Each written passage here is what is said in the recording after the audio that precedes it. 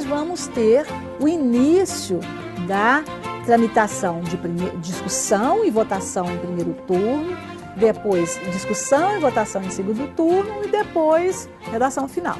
Esse é um processo complexíssimo, com abertura de para emendas, e nessa fase abertura em plenário, né? Então nós temos a abertura já em plenário para apresentação de emendas. Apresentadas as emendas, elas vão para a Comissão Constitucional. Na Comissão Constitucional, né, há o parecer, o relator se manifesta sobre todas elas, né, esse parecer é votado na comissão e é submetido ao plenário. Mais uma vez, tem uma sequência de destaques, né, e isso acontece exatamente para que os interesses políticos possam se manifestar, enfim. Da mesma forma, nós temos uma sequência já no segundo turno, para uma discussão e depois votação em segundo turno, até chegar, né, na redação final, com todo o cuidado, e aí já objeto de uma comissão, dos cuidados, né, de uma comissão especializada, coordenada pelo Dr. Adonis Martins Moreira e pela doutora Natália de Miranda Freire e outras pessoas da área de língua portuguesa e de técnica, trabalharam intensamente para que a redação final fosse aprovada. Eu quero lembrar aqui que a Tchely e o Anastasia ficavam do meu lado, como relator. E, quando vinham as emendas, cada hora era um deputado que oferecia uma emenda. E ele tinha um prazo determinado, 10 minutos, 15 minutos, para sustentar a sua emenda para figurar no texto da Constituição. Os deputados dos partidos, de modo geral, eram bem assessorados, particularmente do Partido dos Trabalhadores, do PT. Cada um deles tinha lá um advogado, um assessor especial, com a emenda preparada, vinha oferecer a emenda e eu tinha que, principalmente no plenário, dar parecer na hora. E é lógico que eu não tinha aquela capacidade toda para responder a todos os deputados muito bem assessorados para dar um parecer na hora positivo ou negativo, a favor ou contra. E quem é que me ajudava sob maneira que está do meu lado? Era a Tchely ou a Anastasia, que eram os dois meus assessores, meus anjos da guarda, que o tempo todo nos ajudavam e nós dávamos os pareceres sempre a favor ou contra, de acordo com o interesse maior da Constituição Mineira. Olha só, o regimento da Assembleia estabelecia que os projetos deviam ser votados artigo por artigo. Então pegavam-se as emendas que incidiam sobre o artigo 1º e punha ali as emendas supressivas e substitutivas votavam-se antes do artigo. As emendas aditivas e modificativas depois do artigo. Passava o artigo 1º, segundo, a mesma coisa, terceiro, a mesma coisa. Nós fizemos votação com os artigos em globo das partes que iam sendo votadas, salvo emendas, e votação das emendas, assim, em globo as emendas com parecer favorável. Isso foi inovação absoluta. Em globo as emendas com parecer contrário. Em ambos os casos, permitidos os destaques, para que não houvesse perigo, né, de alguma coisa sair errada ali por causa da simplificação. E deu certíssimo. Nós agilizamos em muito a nossa Constituinte. São debates, assim, até filosóficos, porque, na verdade, quando você pensa sob o ponto de vista ideológico do partido, programático do partido, sai para a filosofia política, né? Então, é um negócio que você tinha que conversar, e bastante. Porque não foi só o aspecto partidário, foi o aspecto também de convicções ideológicas, convicções filosóficas. Então, tudo isso aí foi uma rede de costuras. Todos aqueles princípios consagrados na Constituição Federal, nós trouxemos para a Constituição Mineira e incluímos mais este, mas aquilo que era razoável para inserir no texto e na vida do povo de Minas Gerais. Muitas vezes se tem o princípio da eficiência, princípio da moralidade, princípio da legalidade, são princípios que objetivamente, né, muitas vezes se podem aferir, né, mas o princípio da razoabilidade, o que é razoável?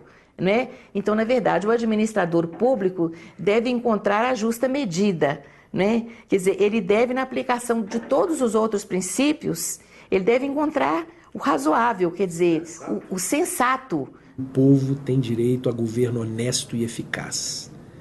Essa frase, que é lapidar, ela veio da boca e do pensamento de Paulo Neves de Carvalho.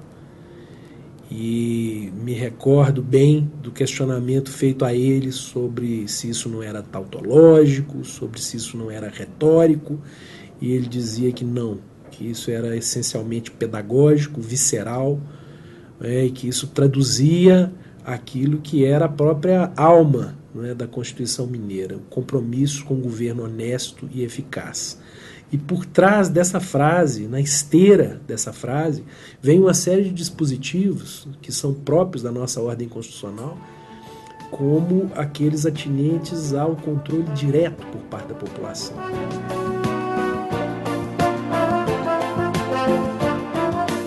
O professor Raul Machado Horta sugeriu adotar a medida provisória no texto da Constituição Estadual. E havia uma tendência enorme de se colocar aqui dentro a proibição, aliás, a proibição não, a permissão para a emissão de medidas provisórias. O Constituinte de Minas foi extremamente feliz ao não permitir esse instrumento, porque hoje nós percebemos que uma das grandes causas que fecha a pauta do Congresso Nacional é essa edição exagerada das medidas provisórias. Não houve uma aceitação muito grande por parte dos estados e dos municípios, de trazerem para os seus próprios atos fundamentais a medida provisória. Mas houve estados que a adotaram. Mas já houve decisão do Supremo Tribunal Federal entendendo que não é inconstitucional que o estado e o município adotem a medida provisória. Só não é recomendável, na verdade, a gente diz, porque é um ato autoritário, É uma exceção, na verdade, ao poder de legislar, que é do poder legislativo. Quer dizer, o poder de legislar é exercido pelo legislativo e não pelo poder executivo. E nós não queríamos trazer aquele ranço do governo militar aqui para Minas Gerais. Então, as medidas provisórias não se justificavam aqui em Minas Gerais, que ia exatamente na contramão da tendência democrática do povo do estado de Minas Gerais.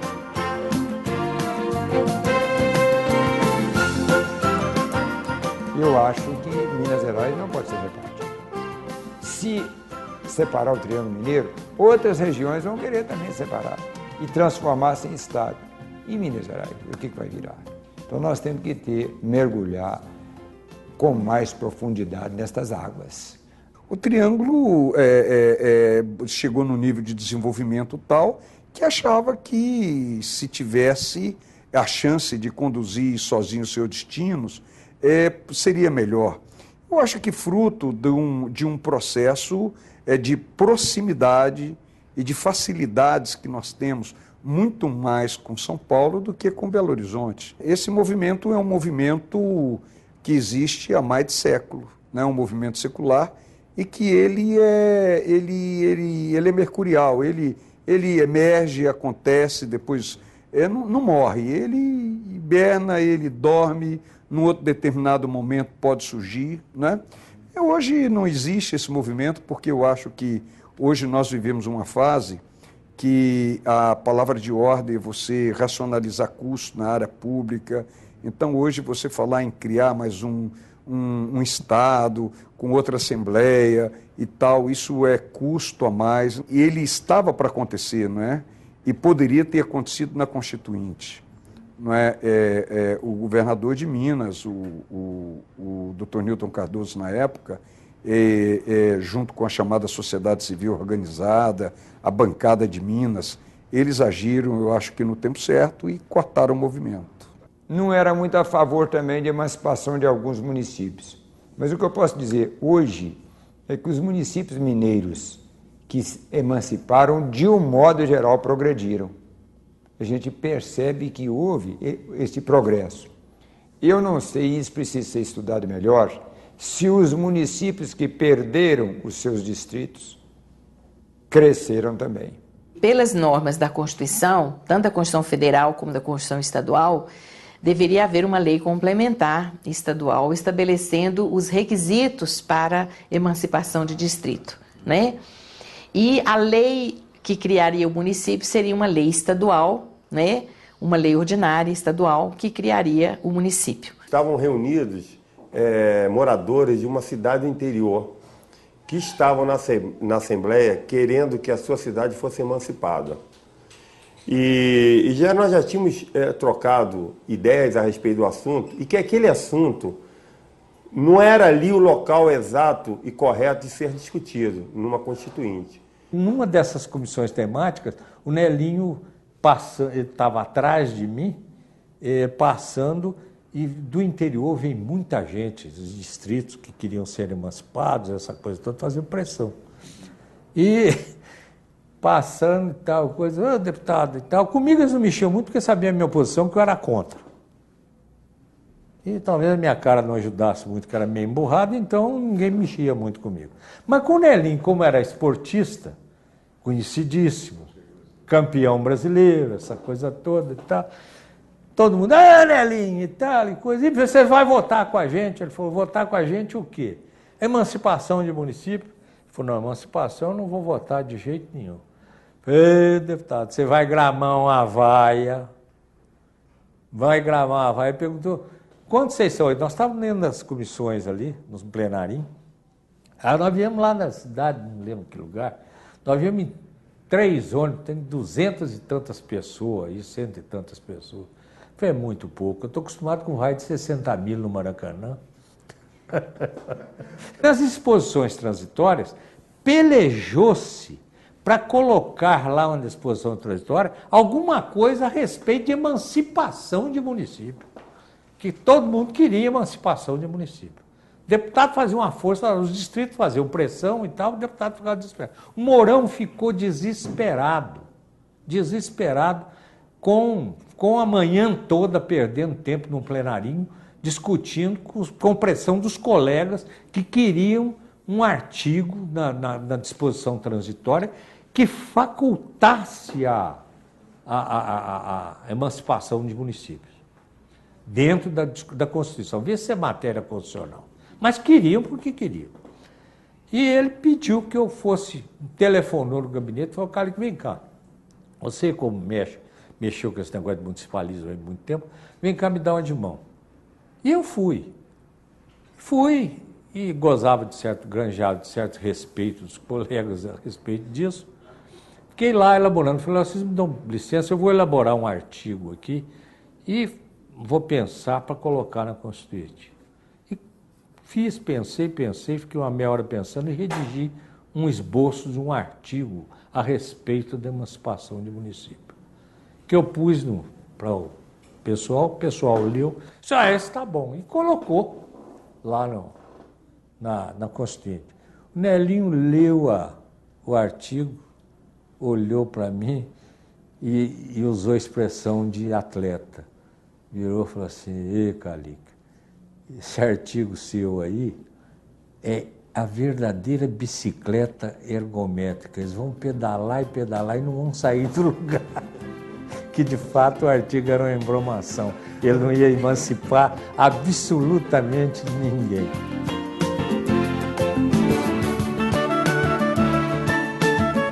A emenda do parlamentarismo, tão bem defendida pelo ex-deputado e saudoso deputado Jorge Ranas, da região de Maiuaçu. Ele entendeu de colocar no texto da Constituição Mineira o parlamentarismo.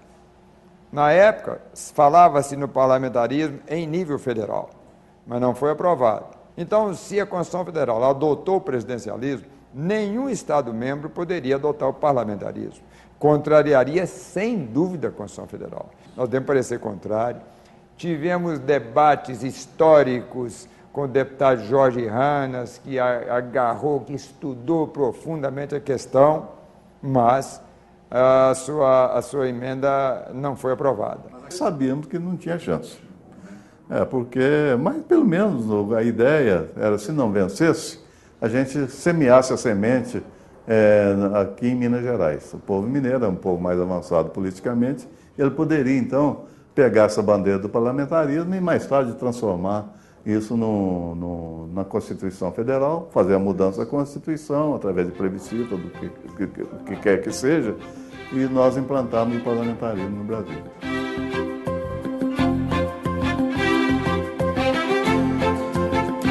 Minas Cardoso é o primeiro produtor nacional de leite. E isso representa muito em termos econômicos, na economia mineira em si. Nós temos agricultura forte, agricultura pujante, e o leite sempre destacando aí com Minas como primeiro produtor, e isso gera uma riqueza muito grande na região como um todo. E um dos sonhos de todas as cooperativas do Estado era a não incidência de ICMS, não ter o imposto sobre o leite, que a grande maioria dos estados realmente não tinha, e ficava difícil você concorrer perante os outros estados da federação. Eu entrei com a emenda constitucional, na época da Constituinte em si, tirando, colocando a não incidência do ICMS sobre o leite natura. Isso envolveu todas as cooperativas do Estado, colocamos aqui milhares de pessoas, o governo Nilton Cardoso foi radicalmente contra, a bancada do PMDB, logicamente seguindo as ordens específicas do governador, fez de tudo para que não tivesse êxito nessa proposta nossa. Teve um dia que teve milhares de pessoas, foram produtores, cooperados e presidentes, diretores de cooperativa, foi uma festa na Assembleia.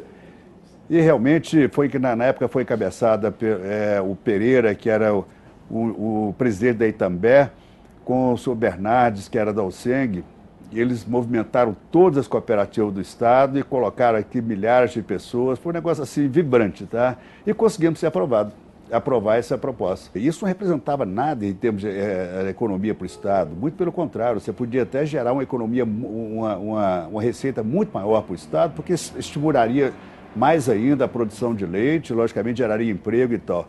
Mas o governador, infelizmente, por ações políticas na época, ele foi radicalmente contra. Tentamos negociar com a Secretaria da Fazenda, não tivemos êxito nessa negociação, conseguimos negociar com o próprio relator, infelizmente ele não acatou, por quê? Porque logicamente ele foi direcionado no governo Nilton Cardoso para que realmente não acatasse essa proposta nossa, mas no fim todos aí aderiram, porque o movimento foi a nível de Estado como um todo. Então todo mundo tinha afinidade da região e foi pressionado pelas cooperativas, pelos produtores e tiveram de votar na nossa emenda. Todos, praticamente todos votaram, isso foi aprovado, inserido no texto constitucional, mas infelizmente o governador Nilton Cardoso entrou com a DIN e 2 ou 3 anos depois nós perdemos no Supremo Tribunal Federal.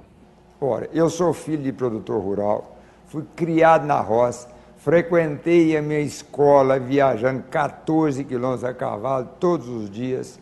Meu pai era tirador de leite e eu dei parecer contrário à isenção do ICMS do leite. Falei assim, gente, eu não posso, porque o meu parecer é técnico, a Constituição Federal não admite, não pode haver isenção do Estado de um tributo determinado, isso só pode acontecer com a reunião de todos os secretários da Fazenda do país, do CONFAS.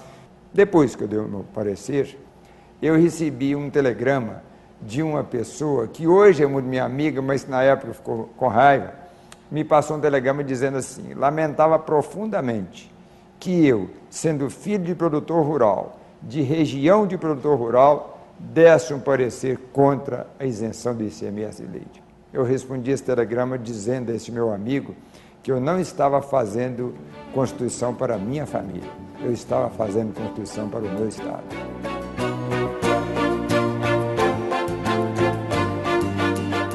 Em relação às entidades da sociedade civil, né, elas também se organizaram por conta própria. Elas formaram um comitê constituinte. Esse comitê tinha participação de 70 entidades. Eles se organizaram aqui, em diversos pontos do Estado também, recolhendo assinatura para suas propostas. Então, de emendas populares, a Assembleia recebeu 22. Do Comitê Popular Constituinte, foram 7. As demais eram de entidades que tinham uma grande força de mobilização, capilaridade no interior, que conseguiram aquele número expressivo de 5.000 assinaturas para apresentar a emenda popular. Então, teve emenda dos funcionários da Minas Caixa, dos supervisores pedagógicos sobre a questão de carreira, salário e da criação do município de Jaíba. Nós tínhamos uma central de movimentos populares, onde o pessoal da igreja, né, das igrejas progressistas, né, das comunidades de base participavam ativamente. Então, assim, essa central, nós atuamos tanto na Constituinte Federal quanto na Constituinte, né, estadual. Né, nós reuníamos ali todo o movimento popular, movimento de creche, de todas as lutas no Estado. E nós, a partir dali, é que nós fazíamos, né, toda a mobilização dos abaixo-assinados. Então havia várias emendas populares, muitas delas foram incorporadas no próprio projeto, não na forma como apresentadas, mas elas inspiravam, né, a própria relatoria na estruturação dos dispositivos. O problema nosso é que o governador de Minas Gerais, ao promulgar a Constituição Federal no dia 21 de setembro, né, de 89, ele promulgou a Constituição Estadual através de uma festa, né, uma participação, né, só que dias depois ele entrou com várias ações de inconstitucionalidade no Supremo Tribunal Federal, ele mesmo, pessoa, né, o Nilton Cardoso, onde ele contestava tudo aquilo que promulgou. Esses avanços do ponto de vista de que as 22 emendas, elas incomodaram muito as pessoas, mas elas também trouxeram muito alento, muita vontade de participação.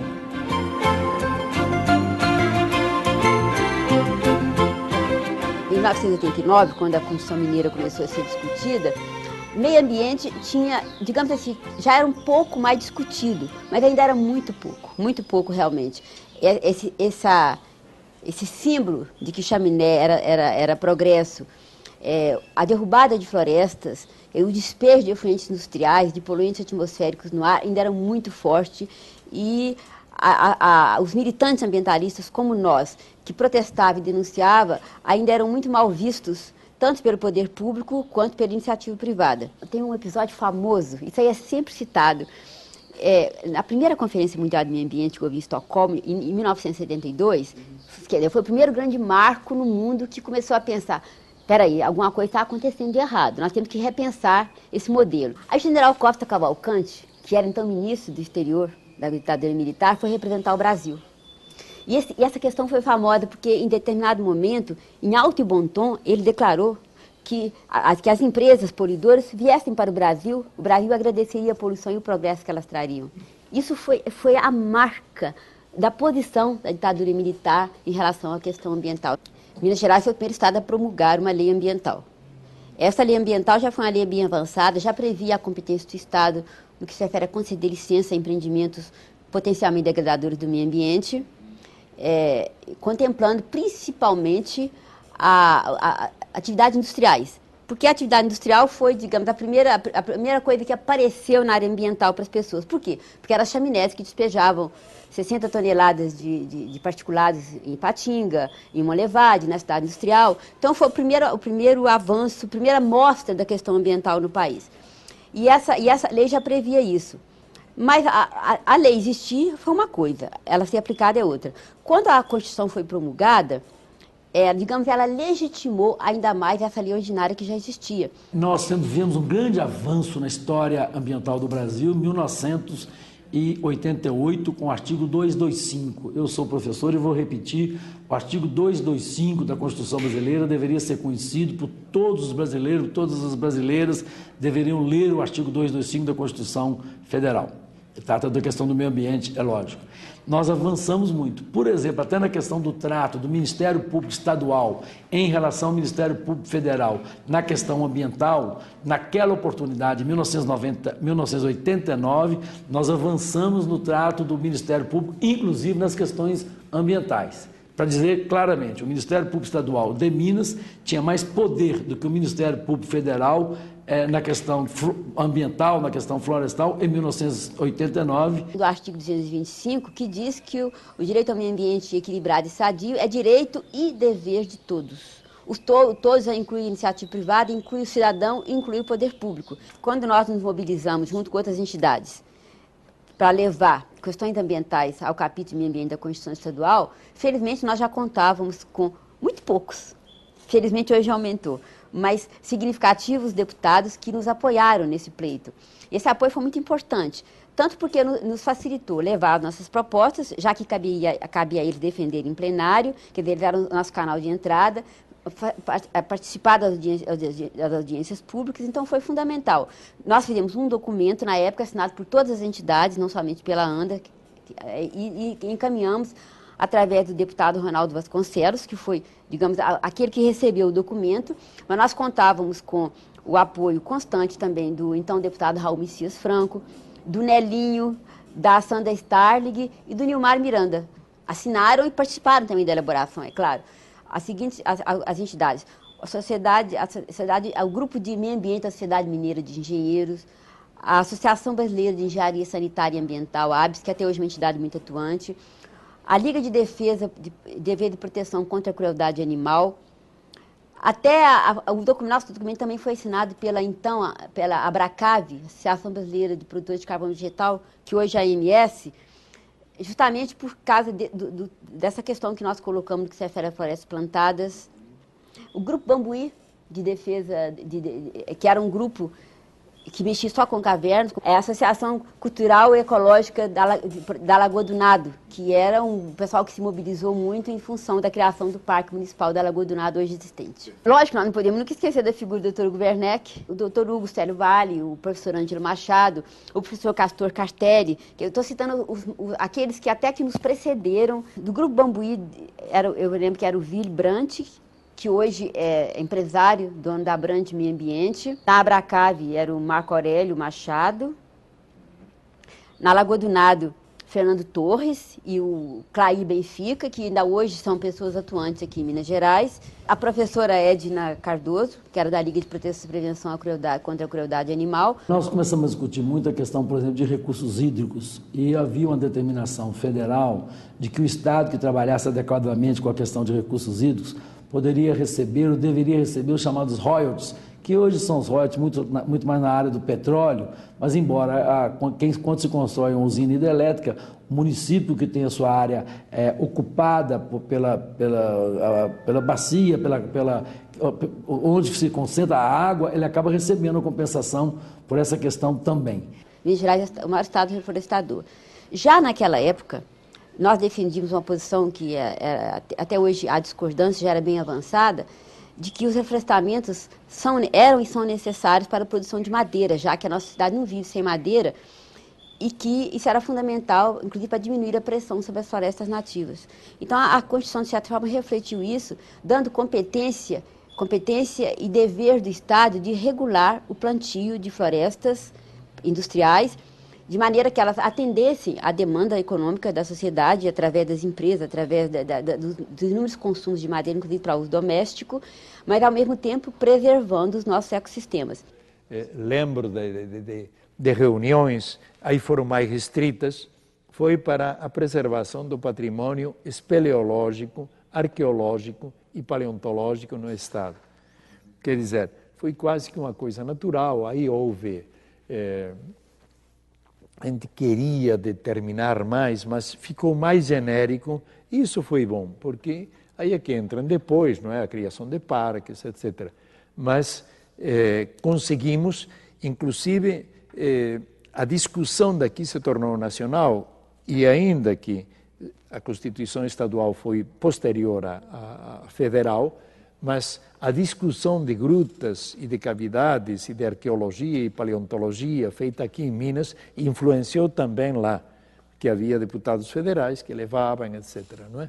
Tanto assim que consta dentro da Constituição que foi reconhecido como um patrimônio histórico, cultural, científico do Estado, como algo característico e, claro, com Lunde de trás,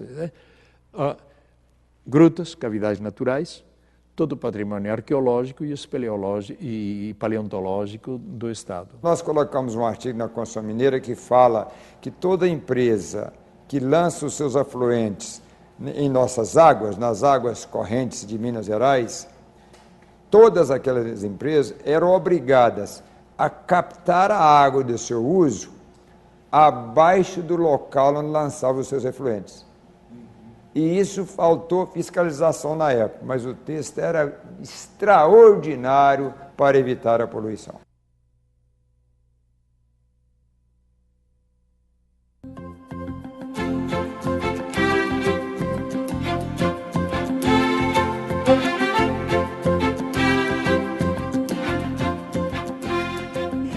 No processo de redemocratização pós-ditadura militar, onde a sociedade se descobre acompanhando uma certa dinâmica da institucionalidade em todo o mundo, que era necessário avançar. Era preciso um Estado em que a sociedade tivesse maior participação. E o Brasil descobriu, na formulação dos conselhos, uma forma de fazer com que a sociedade organizada tivesse vez em formular políticas.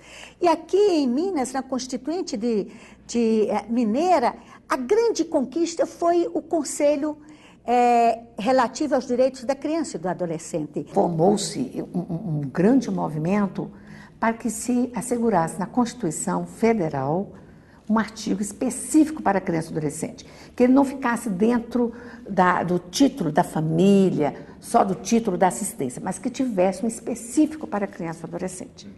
E foi um movimento muito rico, que inclusive terminou com a criação do Fórum Nacional dos Direitos da Criança e do Adolescente. O artigo 227 da Constituição Federal começa dizendo que é dever da família, da sociedade e do Estado.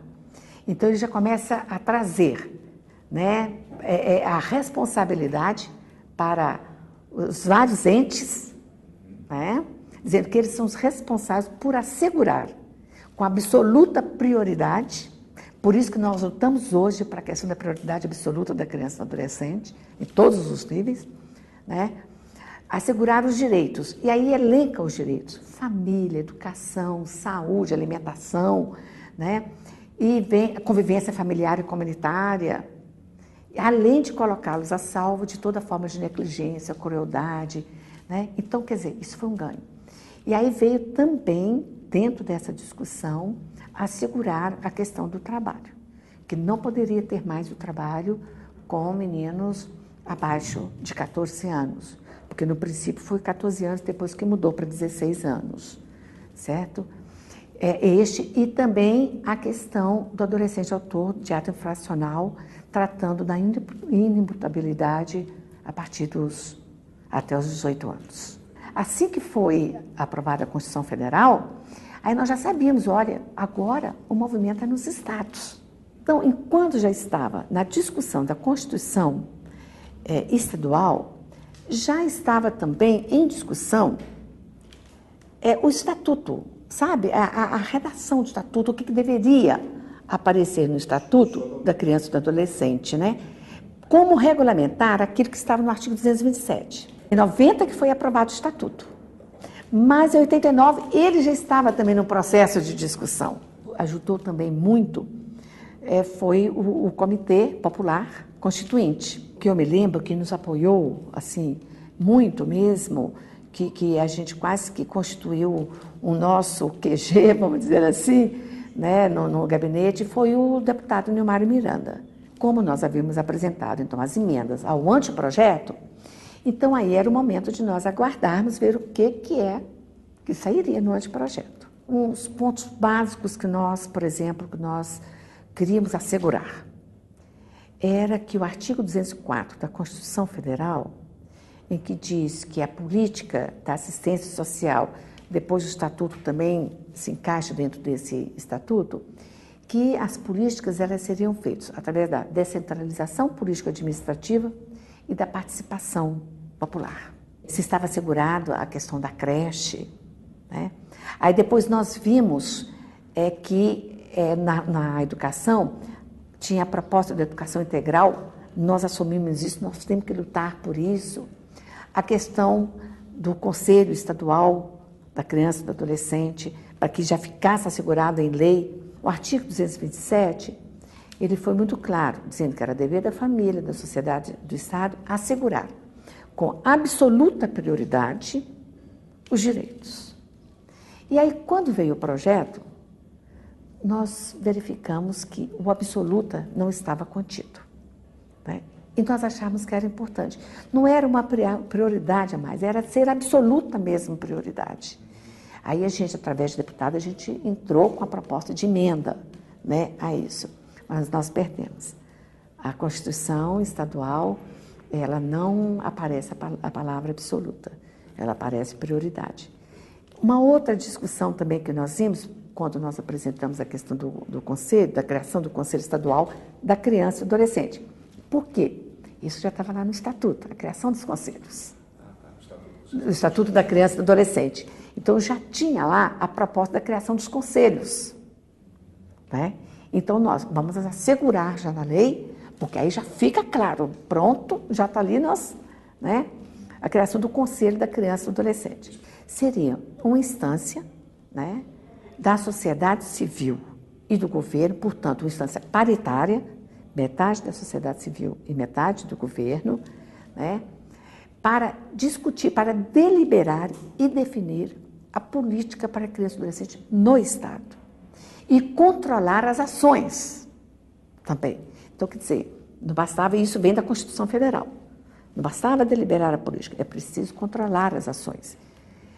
Bom, então, era importante, nós queríamos, porque assegurava, inclusive, a participação da sociedade civil organizada. Quando veio o projeto, um outro artigo que nós verificamos era esse relacionado à criação do conselho. Então veio criação do conselho da criança e do adolescente, mas assim, um conselho, criança, adolescente, idoso, pessoa com deficiência, etc. Né? E na visão, no caso dos parlamentares, é que estava inclusive ampliando, que não era um conselho só da criança, mas era um conselho maior, né? Mas é porque não tinha a percepção de que não, nós queríamos era um específico mesmo. E depois todos os outros foram criados, né? E também a questão da paridade também não estava bem observada, sabe? Era 2/3 governo e 1/3 sociedade, mas isso estava, inclusive, contra o que já estava posto a orientação do Estatuto, que era paritário e tudo, sabe? Bom, aí nós conseguimos também, entramos com emenda nesse sentido.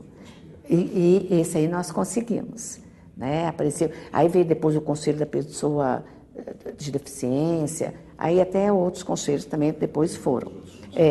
Mas nós conseguimos, este aí nós conseguimos assegurar na íntegra. E aí veio logo em seguida o Estatuto, nós continuamos dentro do mesmo processo, né?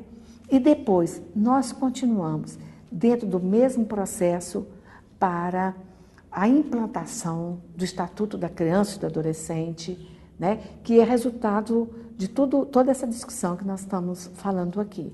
Aí nós entramos na discussão da criação do Conselho Estadual em Minas Gerais.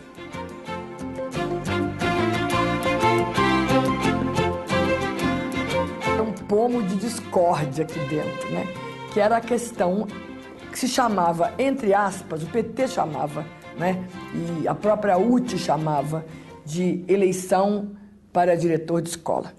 Isso passa pela mudança de parâmetro de comportamento.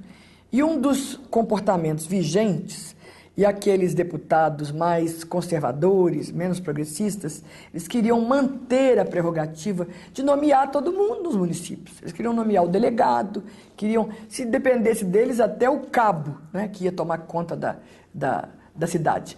Então, a diretora de escola era um ponto assim pacífico. A maioria dos deputados não queria que se mudasse o processo. Eles queriam ter a prerrogativa de eles escolherem a diretora da escola estadual, não é? E numa cidade pequena, principalmente, a diretora tinha uma força enorme, né? Então, para a gente mudar a cabeça dos deputados, para eles poderem aceitar o que eu chamaria de meritocracia, né? Que a pessoa seja escolhida pelo mérito, pelo currículo, pelas contribuições, né? Pela carreira que ela tem, e não simplesmente porque ela era cabo eleitoral do deputado, porque ela era parente da esposa do deputado. Então, isso foi talvez uma das coisas mais difíceis que nós enfrentamos aqui. A minha proposta, que inclusive foi defendida e foi aprovada, não é? e que realmente teve uma grande repercussão, e eu diria que foi um marco dentro do capítulo da educação.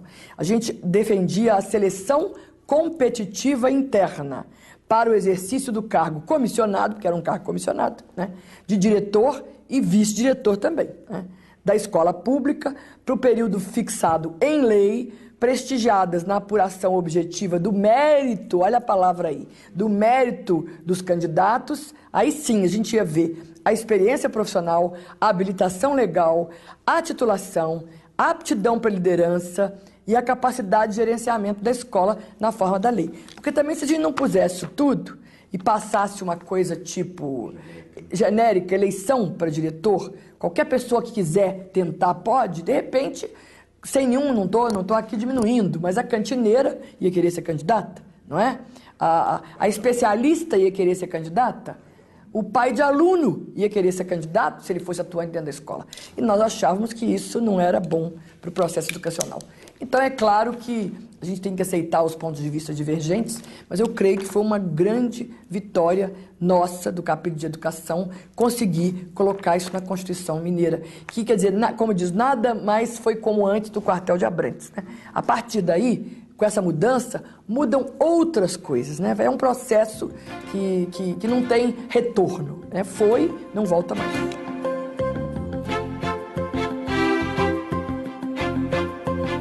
Minha terra natal é o sul de Minas. Sul de Minas. A única região densamente povoada onde não existia uma universidade pública era o sul de Minas. Lá não existia nem universidade federal e nem universidade estadual. Então, nós colocamos na emenda que o Estado criará uma universidade numa região densamente povoada, né, para cair exatamente no sul de Minas, desde que essa região estivesse desprovida de universidade pública, para cair exatamente no sul de Minas. Bom, a emenda, ela ganhou muita simpatia e ela foi ganhando outros contornos. A Maria Elvira trabalhou nela, vários outros deputados trabalharam. E virou, no final, a UENG, que não era aquilo que eu queria, que eu desejava, porque o que nós desejávamos é que Minas Gerais tivesse uma universidade gratuita, numa região densamente povoada, e depois disso fosse estendendo a universidade para o estado todo. Criou-se então a UENG,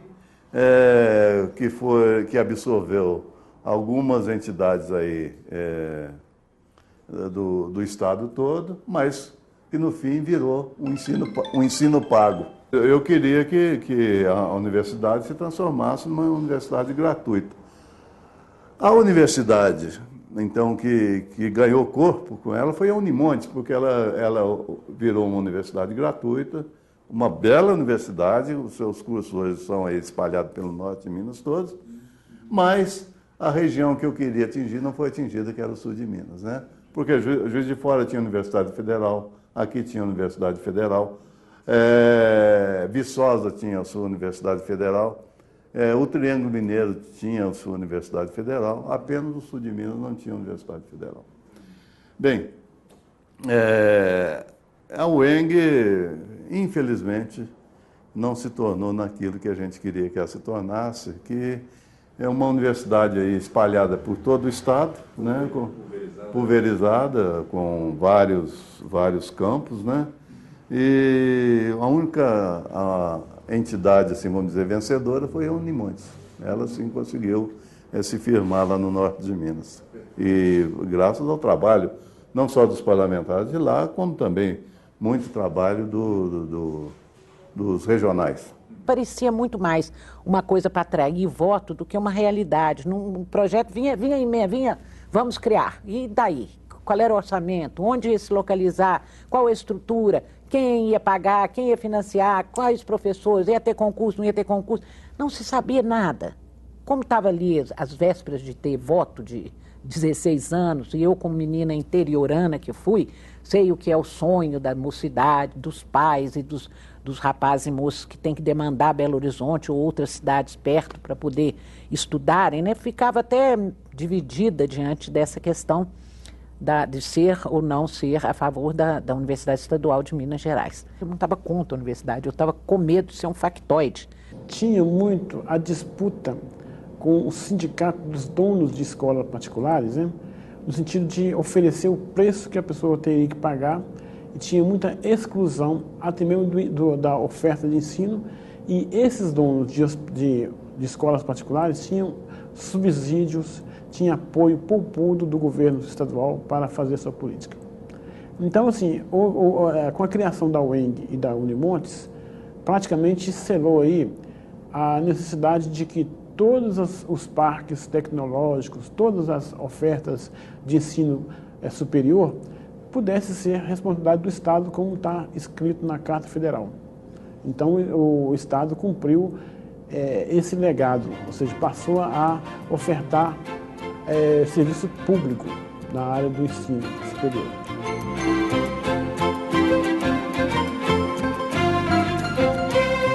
Talvez o mais articulado de todos foi o lobby da ciência e tecnologia, capitaneado pelo professor Paulo Paiva. E ele, juntamente com vários outros professores da universidade, muito vinculados à deputada Sandra Starling, que teve um papel muito importante nessa emenda, apresentaram uma coisa que não existia em Minas, que era a vinculação constitucional dos recursos da ciência e tecnologia. A FAPEMIG foi criada, escolheu-se o primeiro conselho curador, aí começou a discussão quem seria o presidente da FAPEMIG. E pensou-se numa pessoa que tivesse prestígio nacional. E um dos nomes que surgiu foi do embaixador Paulo Tassi Flecha de Lima, que na época era o secretário executivo do Ministério de Relações Exteriores. E que foi a grande sorte. Dividiu seus recursos, começando a funcionar com muita dificuldade, e aí acabou o governo Hélio Garcia e veio um novo governo. E houve uma debacle, porque um dos primeiros atos do governador foi exonerar todo o conselho curador, o diretor científico, e não exonerou o presidente porque era uma pessoa de prestígio nacional. Mas o presidente aí teve uma atitude assim fantástica, porque ele falou, não, se eles estão exonerados, então eu não toco essa fundação. Sem eles eu não toco. Os reitores se recusaram a criar novas listas tríplices, porque todos tinham mandato e eram nomeados com listas tríplices. Então, os reitores se recusaram a indicar novos nomes para as listas tríplices e as comunidades científicas se rebelaram e falaram, olha, nós não aceitamos isso. Então, sociedades científicas vieram, o presidente da SBPC, presidente da Sociedade Brasileira de Física, Sociedade Brasileira de Química, vieram a Belo Horizonte e fizeram um movimento e o governador acabou retrocedendo e renomeando todo mundo.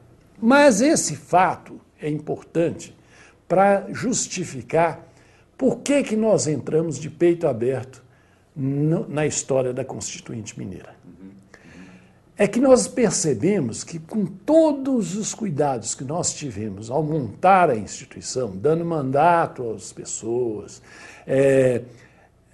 assegurando um critério assim de julgamento sério e responsável, sabe, dos projetos, ainda assim nós não tínhamos conseguido garantir os recursos para ciência e tecnologia. Deus estava do nosso lado e mais uma vez veio a sorte de a Constituinte Federal ter acabado e estarem se iniciando os trabalhos da Constituinte Estadual. Aí a gente precisava achar quem topava essa parada lá na Assembleia.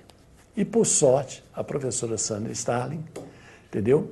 Se dispôs, era professora, era uma pesquisadora também, né? Conhecia bem, porque nós não conhecíamos nada do meio político, nós éramos completamente ignorantes na língua deles, nas reações deles, entendeu? Então, e ela se dispôs a nos ajudar nessa história aí. Eu queria muito que a Constituição de Minas Gerais tivesse uma disposição semelhante ao que foi a emenda de Florestan Fernandes na Constituinte Nacional, permitindo que os estados vinculassem verba para ciência e tecnologia. Assim formamos uma conseguimos constituir, através de muito contato, etc., fóruns, né, de pesquisadores estaduais e federais.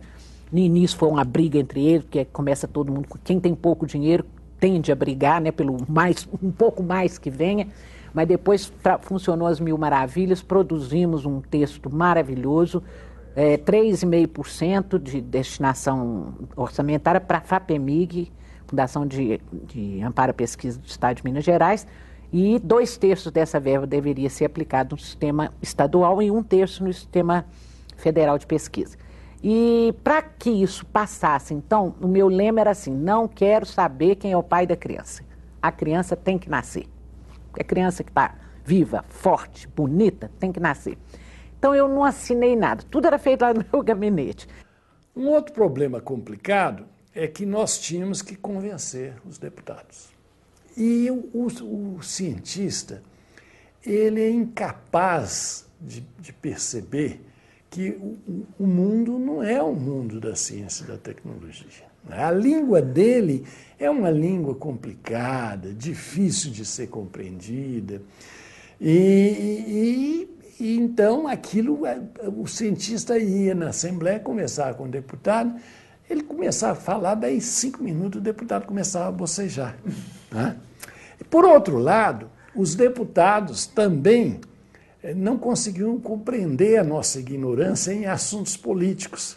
Uma vez eu fui à Assembleia para conversar com o deputado, que a formação dele era de bacharel em Direito, e ele, na verdade, ele era um delegado de polícia. Né? E aí eu fui falar sobre ciência e tecnologia para ele. E eu dei alguns exemplos até dentro da área dele, mostrando como é que a ciência podia contribuir na área de criminalística, né? Problemas de segurança, essa coisa toda. Mas ele não estava se convencendo, sabe? Ele virou para mim e falou assim: professor, esse relatório aqui, eu tomei o cuidado de marcar uma página, é o relatório da FAPEMIG do ano passado. E eu vou te mostrar por que a gente não está do lado de vocês. E aí abri uma página e tinha escrito lá: efeito da toxina de tiocerulatos na musculatura da rã. Aí ele virou para mim e falou assim: veja, professor, com tanto problema importante nesse estado, vocês estão preocupados com a musculatura da rã? Aí eu falei com ele assim: deputado, vou explicar para o senhor o que é isso. Realmente o título está muito infeliz. Vou mostrar para o senhor. O titiocerulatos é esse escorpião amarelo que tem aqui em Belo Horizonte. E é um escorpião extremamente, a toxina dele é virulenta. E eu vou fazer até uma brincadeira com o senhor não me leve mal não, mas para o senhor entender bem, eu vou explicar bem assim, visível o problema. A história é o seguinte: faça o estudo da toxina do escorpião e faça na musculatura da rã, porque não existem políticos suficientes para testar a toxina. Aí ele riu, achou aquilo muito engraçado. Estou com vocês. Aí eu estou vendo que vocês estão trabalhando para resolver problemas locais. Né? Se você pensar, que você perguntar a pessoas se ciência e tecnologia é uma prioridade do país, 99% vão dizer que sim. Aí, se você perguntar a essas pessoas, falar com eles assim: então tá bom, eu vou te entregar o orçamento do país. Diga onde você vai aplicar. Ciência e tecnologia está no 12º lugar. Porque tem educação, tem saúde, tem segurança, tem agricultura, né? Tem a parte de indústria e comércio. Então, na verdade, as pessoas se esquecem que nenhuma dessas áreas consegue prosperar e progredir, se desenvolver, sem o suporte da ciência e da tecnologia. O pessoal da EPAMIG participou ativamente. Tem o Dr. Sebastião, que é um nome que eu me lembro bem, que era uma pessoa que participou muito. O pessoal do CETEC, o presidente do CETEC, o Olavo Machado, que inclusive participou do Conselho Curador da FAPEMIG. Da Fundação Ezequiel Dias, teve gente também que atuou. Nessa época, inclusive, o diretor científico da Fundação Ezequiel Dias era do Conselho Curador da FAPEMIG. Então, ele ajudou muito a movimentar a Fundação Ezequiel Dias a participar nesses encontros, nessas discussões. O pessoal dos institutos de uma maneira geral, e nós, inclusive, tivemos, através do Olavo Machado, a participação de empresários que conversaram com deputados e falaram, nós temos o maior interesse. E aí a coisa mudava um pouco de figura, porque o deputado fala, bom, agora quem está falando não é um professor Pardal.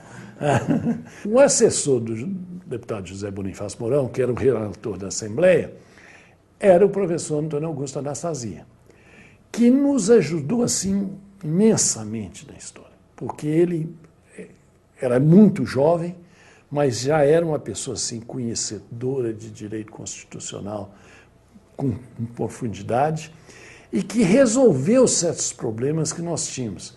Por exemplo, nós queríamos que constasse o nome da FAPEMIG na Constituição do Estado. E ele falou para nós, isso não pode.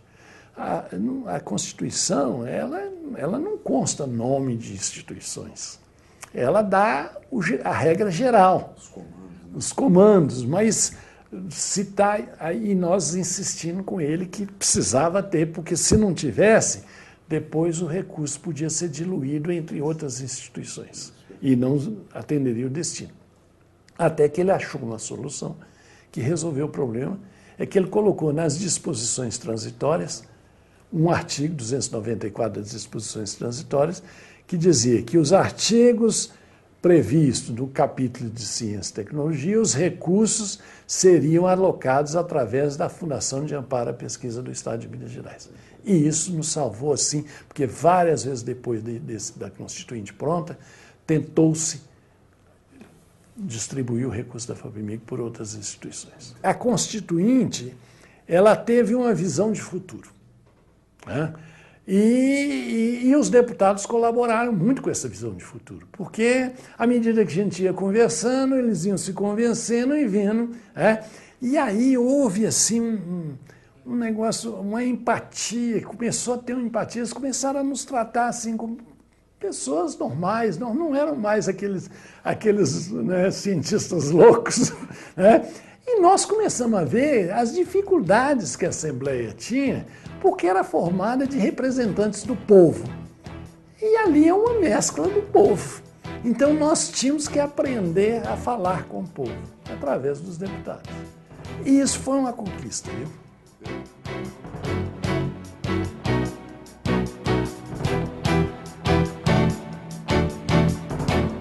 A Assembleia se engalanou, ficou bela, não só pelos enfeites, pelas flores, pelos tapetes, mas sobretudo pelos seres humanos.